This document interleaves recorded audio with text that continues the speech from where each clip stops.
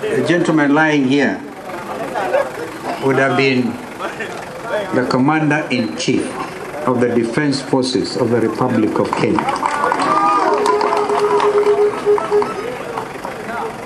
We've been to the trenches with my brother. On one occasion in 2023, when Kenyans were saying the cost of living was unbearable, some of us wore sufurias. We nearly got killed. Raila and I escaped from Embakasi South. How we did it was amazing. It was like the orders were given that day to kill us, mainly to kill Raila Odinga. But we escaped somehow up to Rafael Tuju's place in Karen. I think Kamawa Raila will remember this. And when we got there, my brother asked me to come after we removed the sweat and all. And he told me, I want to show you something. We went, we counted 10 bullet attempts on my brother Raila Odinga. If it was not that he was having an armored vehicle, we would have buried him in 2023. But God is gracious. This is why I've come clad today as a comrade. We were in the trenches. We said resist. And I want my brother to know that when it comes to bad governance, we will continue to resist. I want my brother lying here to know they called him names. They said, ni kwa maombi si kwa uchawi. They said, Samganga.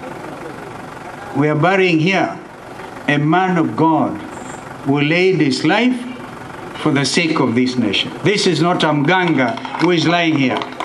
This is not Mchawi who is lying here. So we must get those things so our brother rests in peace. And nobody should ever use those names again or associate the Odinga family, now Uchawi, now Ganga. On my part, I'll never have worked with Mganga or Mchawi. We went through plenty with this brother.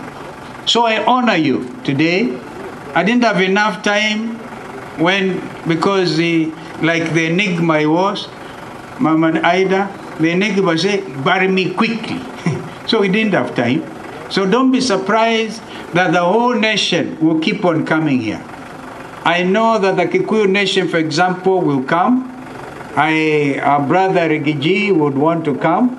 And those who spoke badly spoke for themselves. And others will come.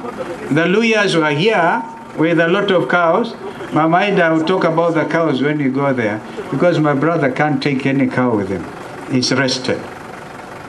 But we are so honored to have this opportunity and to assure him that the values he lived for will never die with him. In fact, he's more powerful in death than when he was alive. Raila Odinga will be more powerful in death, I repeat, than when he was alive. Because he inspired the young Kenyans. He inspired the Gen Zs. And I remember that little girl in 2024 who said on the television, Baba, we have done enough. Rest, achia sisi kazi. And they did. They even went to the Central Business District. And the history of this country cannot be written without a prominence of place being given to our brother Raila Amolo Odinga. May the champion of democracy, may the champion of devolution rest in eternal peace. Amen. And Mama Aida Odinga has shown a lot of strength and fortitude since we lost our departed hero and legend, Right Honorable Raila Amolo Odinga. And I'll just say two things very short. That Your Excellency Stephen Kalonzo Musyoka in 2013, in 2017, in 2022, you work with Raila Odinga. And some people forget, I want to say this very clearly, some people forget that the leadership,